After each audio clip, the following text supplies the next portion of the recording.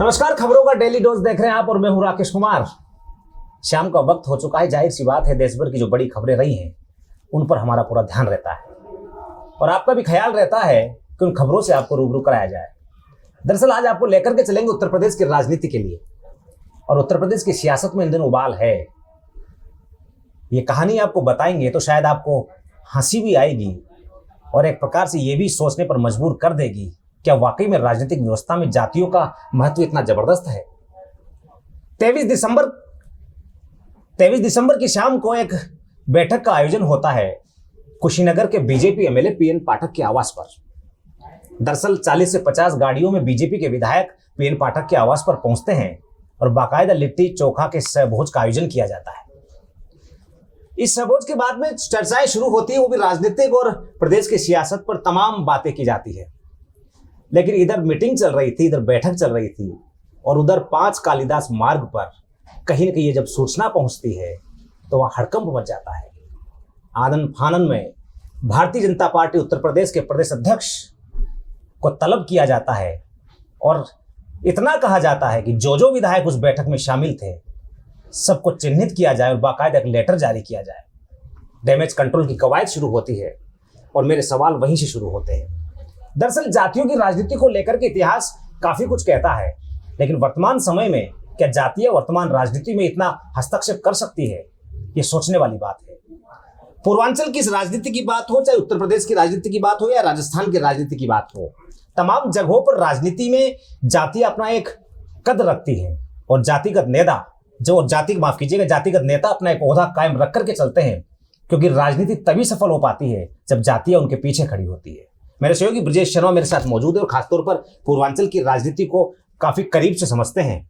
इनसे जानने की कोशिश करेंगे कि उत्तर प्रदेश की सियासत में ब्राह्मणवाद को लेकर के हड़कंप क्यों मचा हुआ है। ब्रजेश, स्वागत है आपका एक बार फिर से।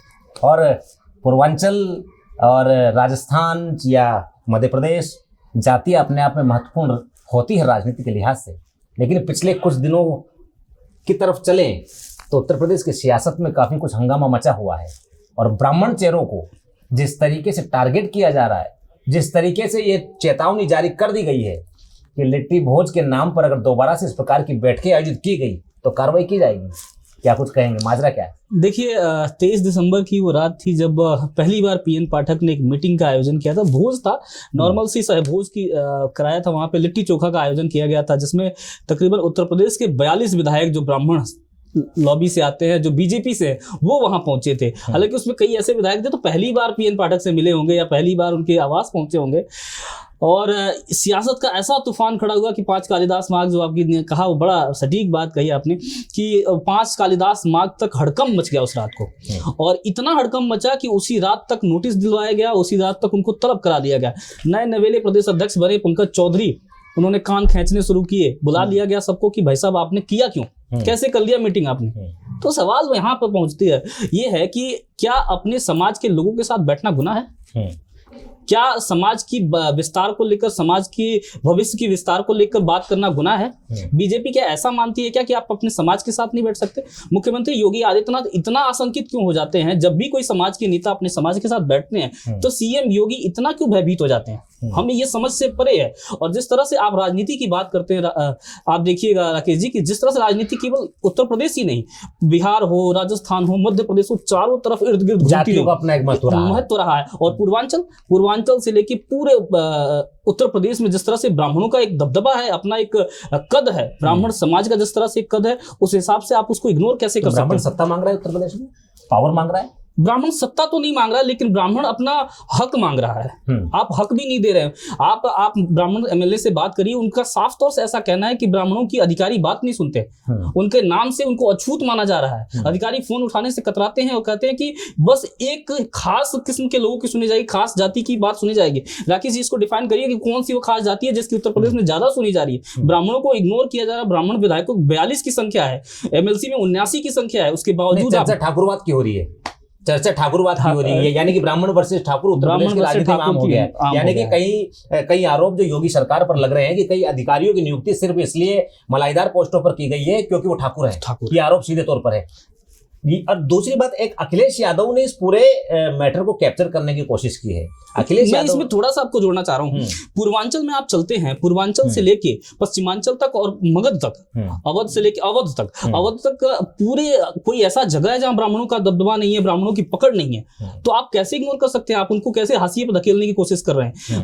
एक खास लॉबी को आप सेट करने के लिए उनको हटाकर, और जिस तरह से प्रदेश अध्यक्ष ने कार्रवाई की धमकी दी है, मुझे नहीं लगता कि कोई एमएलए डर रहा है उनसे। नहीं, लेकिन कार्रवाई की धमकी किस आधार पर? आप करना क्या चाहते हैं? कौन सी? कोई आधार नहीं है। आप क्या, मैंने वही फिर कहा कि आपने समाज के साथ बैठ नहीं सकते, समाज के विस्तार पे हम बातचीत नहीं करते। समाज के लेकर 1 करोड़ का जो फंड की बात हो रही है समाज के लोगों को, बच्चों के लिए तमाम योजनाओं को लेकर, क्या वो फंडिंग पे हम बात नहीं कर सकते? समाज को लेकर उन्होंने जो मीटिंग की, इसमें योगी की सरकार इतना क्यों डर रही है? नहीं, लेकिन डिप्टी सीएम केशव प्रसाद मौर्य का बयान आया है कि चश्मा गलत है, उद्देश्य गलत नहीं है।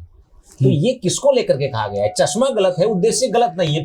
फिर आप एक तरफ से तो बात करते हो भारतीय जनता पार्टी एकजुट होकर के चुनाव में जाने वाली है, 2027 का इलेक्शन आने वाला है।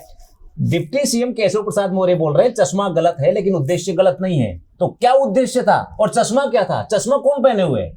मैं इसको समझना चाह रहा हूँ। चश्मा तो खास तौर से कहा जाता है, वो जो वर्सेस की आपने बात की ना, चश्मा वहां अटका हुआ है। चश्मा किसी खास बिरादरी ने नहीं पहना है। ब्राह्मणों ने हमेशा से ही बीजेपी को खड़ा करने में, बीजेपी को मजबूत करने में ब्राह्मणों का बड़ा हाथ रहा है। चाहे वो देश हो या कहीं पूरे राजस्थान के किसी भी कोने में बीजेपी के लिए ब्राह्मणों ने अपना सर्वस्व न्यौछावर किया। उसके बाद आज क्या हो रहा है? पूरी तरह से उनको बदनाम किया जा रहा है, उनको कान खींचने की कोशिश की जा रही है, उनको पकड़ा जा रहा है। आप मीटिंग नहीं कर सकते तो चश्मा तो जाहिर से। अखिलेश यादव एक बात बोल रहे हैं जो मैं समझना चाह रहा हूँ। दरअसल अखिलेश यादव को मैं मुलायम सिंह यादव के बाद में हो सकता है कुछ परिपक्वता की कमी हो, लेकिन मुद्दों को कैप्चर करने में आज भी अखिलेश यादव काफी माहिर माने जाते हैं। देखिए, एक बयान उन्होंने दिया कि जिस अनुशासनहीनता की बात को लेकर के नोटिस दिए जा रहे हैं, यही अनुशासनहीनता के सिपाही इनको सत्ता से पदच्युत कर देंगे और इनका अहंकार तोड़ देंगे। तो क्या सेंध लगाने की कोशिश है? बिल्कुल। अनुशासनहीनता बीजेपी में, अनुशासनहीनता की कौन बात कर रहा है? ब्राह्मणों ने अनुशासनहीनता कैसे कर दी? अनुशासनहीनता तो वो लोग कर रहे हैं जो गाड़ियों से रोक देते हैं लोगों की। वो क्या होता है? वो किस चीज पे बात करते हैं? आप देखिएगा, जिस तरह से थानों में चले जाइए, हर विभागों में चले जाइए, एक खास किस्म के लोग मिलेंगे वहां पे। हर जगह पर एक ही बिरादरी के लोग मिल रहे हैं आपको। कौन है वो लोग? कहां से आ रहे हैं? किसने उनको लाया वहां पे? लेकिन इस पूरे बवाल में कुछ बयान मेरे पास आए, मैं आपको सुना देता हूं। दरअसल बीजेपी सांसद ब्रजभूषण सिंह ने कहा है कि 4 क्षत्रिय मिल जाए, 4 ब्राह्मण मिल जाए, साथ बैठकर चर्चा करें, इसमें मैं कुछ गलत नहीं देख रहा हूं। इस बैठक का स्वागत करता हूं। पहला वर्जन ब्रजभूषण सिंह का है। दूसरा, यूपी सरकार में मंत्री धर्मवीर प्रजापति, उनका जो बयान है, जब सत्य चलता है विधायक इकट्ठा होते हैं तो साथ में बैठते हैं, इसे जातिवाद से जोड़कर नहीं देखना चाहिए। तो ब्रजेश, में समझना चाह रहा हूं, सरकार के कुछ मंत्री इसमें वो वाला चश्मा नहीं लगा रहे हैं जो कालिदास मार्ग पर बैठ करके लगाया जा रहा है, लेकिन सरकार की जो चौकड़ी है या सरकार के इर्द गिर्द के जो लोग हैं, इसको क्या वाकई में विद्रोह के तरीके से देखने की कोशिश कर रहे हैं या सूबे के मुखिया को दिखाने की कोशिश की जा रही है? सूबे के मुखिया के जो मुझे लगता है सलाहकार हैं राकेश जी, वो असल बात नहीं पहुंचा रहे हैं उनके तक, या फिर वो सुनना नहीं चाह रहे हैं। 2 बातें हो सकती है, या तो उनके तक पहुंच नहीं रहा या फिर वो सुनना नहीं चाहते। जिस तरह से आप ब्राह्मणों की मीटिंग को लेकर जिस तरह से ये खींचतान है, बवाल है, आप जमीनी स्तर पे जाइएगा तो आप क्या देखेंगे कि ब्राह्मणों के ऊपर SC ST केस लगा दिया जा रहा है, उनको उत्पीड़ित किया जा रहा है। एक खास किस्म के लोगों की वजह से वो परेशान हो रहे हैं। उनके 42 MLA होने के बाद भी उनको अधिकार नहीं है, वो अपने फंडों का इस्तेमाल करने में परेशान हो रहे हैं, वो तमाम अपने अधिकारों के लिए जूझ रहे हैं। ठीक है, अब ये बात सीएम तक पहुंचे कैसे? यानी बैठक तो अधिकारों के लिए थी, अधिकारों के लिए थी, अधिकार चाहिए, ये सामने आ चुका है। बिल्कुल अधिकार उन्होंने साफ तौर से कहा है कि अधिकार चाहिए, और जाहिर सी बात है कि MLA है, अपने फंड का इस्तेमाल करना चाहता तो करेगा। वो अगर SC ST का उसके किसी ब्राह्मणों पे जो लगाया जा रहा है, फर्जी केसेस लगाए जा रहे हैं, उसके तो विरोध करेगा। कौन करेगा बात? वही तो करेंगे ना। अगर सदन में बात उठाई जानी है तो ब्राह्मणों की बात तो ब्राह्मण ही उठा सकते हैं। और अखिलेश यादव की जो आपने चर्चा की, बेहद गंभीर बात है इसमें। जिस तरह से अखिलेश यादव ने ब्राह्मणों के बीच में सेंधबाजी की है, वो बीजेपी के लिए चौंकाने वाली बात हो सकती है 2027 के लिए। जिस तरह से चुनाव सामने खड़ा है, आपके सेमीफाइनल आप हार चुके हैं और फाइनल की बारी है। सेमीफाइनल आप बुरी तरह से हारे हैं, इसी चक्कर में आप हारे थे। जिस तरह से आपने अपमानित करने का, ब्राह्मण सीटें तय करता है, इसमें कोई शक आपको राकेश जी शक है क्या इस पे? कैसे शक हो सकता है कि ब्राह्मण सीटें नहीं था? ब्राह्मण मूड चेंज करता है, ब्राह्मण सब कुछ करने को तैयार होता है, ब्राह्मण अपना सर्वस्व न्यौछावर करता है। यानी यही कारण है कि अखिलेश यादव की सरकार रही हो या मायावती जब पावर में रही हो, तो कहीं ना कहीं उनके प्रमुख सलाहकार अमूमन ब्राह्मण देखे रहे हैं। अभी भी अखिलेश यादव के आप तमाम बड़े चेहरों का आप नेता विपक्ष देख लीजिए, नेता विपक्ष योगी क्या समझ नहीं पा रहे हैं? योगी को या तो समझ नहीं पा रहे या समझाया नहीं जा रहा है। दो चीजें हो सकती है। और जिस तरह से पंकज चौधरी डंडा चलाने की कोशिश कर रहे हैं, ये डंडा चलाने से समाज नहीं सुधरेगा। समाज को आप साथ ले सकते हैं, डंडा नहीं चला सकते उसके ऊपर। आप ब्राह्मण समाज को कितना डंडा चलाएंगे आप? और जब एक बार ब्राह्मण समाज आपसे टूटेगा फिर क्या करोगे आप?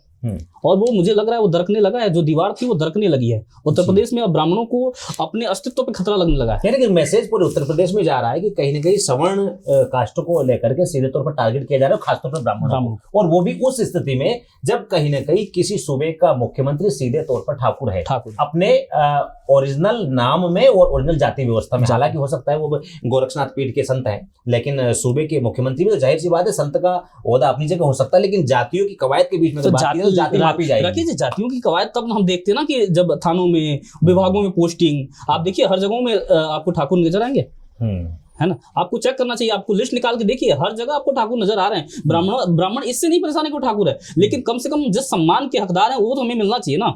आप फर्जी केसेस कैसे लगा सकते हो?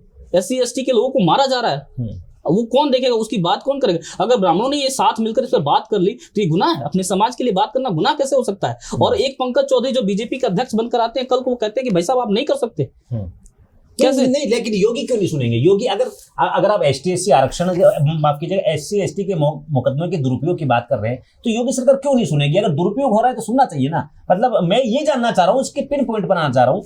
ब्राह्मण विधायक अगर किसी मामले से दुखी है, किसी चीज का दुरुपयोग हो रहा है, तो समाज की जाजम पर उनको जवाब देना होता है। जाहिर सी बात है, हर जाति का नेता करता है। लेकिन क्या अब सत्ता के केंद्रीकरण को लेकर के बीजेपी के अंदर खाने मुखर विरोध शुरू हो गया है, या सीधे तौर पर 2027 को चैलेंज किया जा रहा है कि हमारे बिना जीत के बता देना?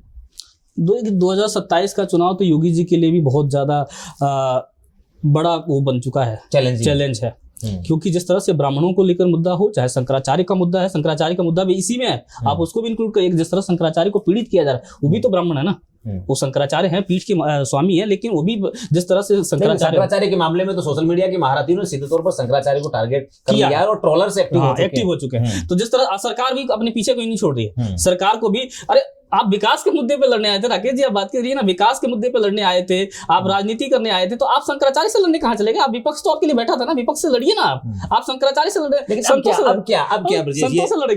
अब क्या होगा? क्या ब्राह्मण विधायक ये नकेल डलने के बाद में, या नोटिस की नकेल डलने के बाद में चुप बैठ गए, या अंदर खाने चिंगारी सुलग रही है? चिंगारी पूरी तरह सुलग रही है। लेटेस्ट अपडेट बता रहा हूँ, हर महीने ब्राह्मण विधायकों की मीटिंग होगी, फंडिंग को लेकर बातचीत होगी, वो अपना नेता चुनने की भी ओर है। उन्होंने कहा है कि हम किसी लेटर से डरते नहीं है।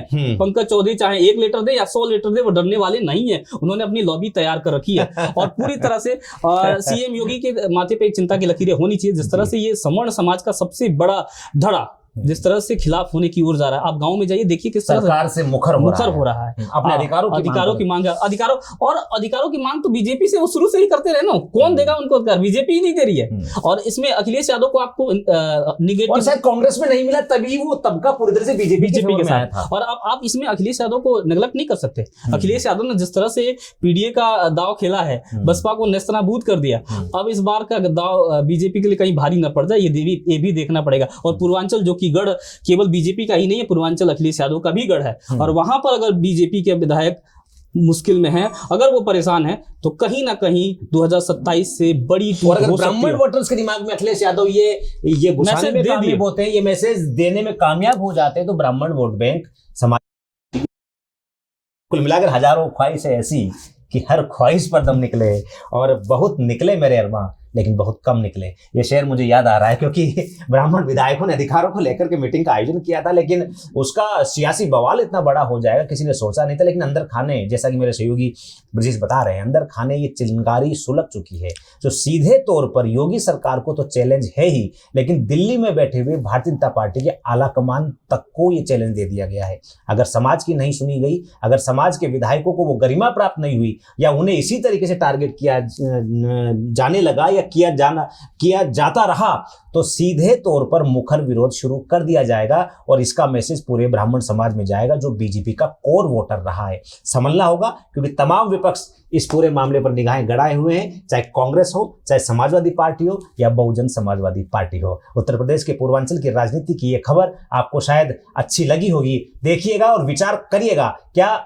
वाकई में जातियों का जो स्तर है, जातियों का जो ओहदा है, वह वर्तमान समय की राजनीति में इतना महत्व रखता है। और वाकई में राजस्थान से लेकर उत्तर प्रदेश तक की जो राजनीति वो अक्सर हमने देखी है, मेरे सहयोगी ने देखी है, जातियों का जो ओहदा होता है वो वाकई में बहुत बड़ा होता है। और जाहिर सी बात है, तमाम राजनीतिक पार्टियां उस ओहदे के नीचे दबकर ही अपनी नीतियां तय करती है। अभी तक के लिए इतना ही। नमस्कार।